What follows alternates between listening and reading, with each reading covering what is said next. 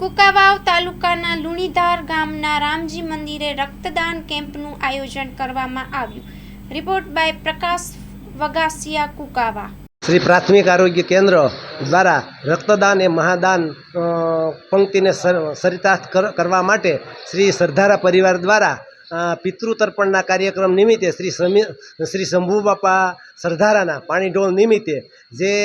રક્તદાન એ મહાદાનનો કાર્યક્રમ કરી ખરેખર આ દેશના આબાદ સૈનિકો જે રાષ્ટ્ર માટે રાષ્ટ્રની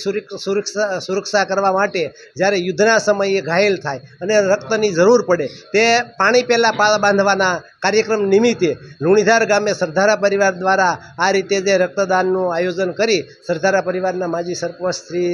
ભીમજીભાઈ સરદારાના પિતૃશ્રીના પાણી ઢોળ નિમિત્તે રક્તદાન કરી ખરેખર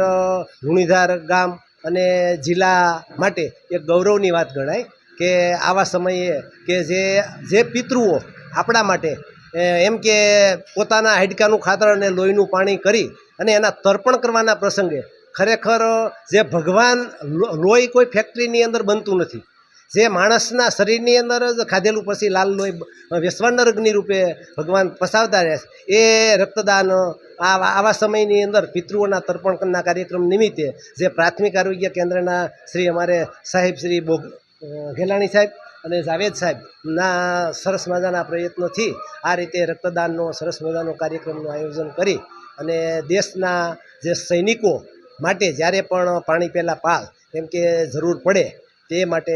આ રીતે બ્લડ ડોનેશન કરી સરસ મજાનું કાર્યક્રમ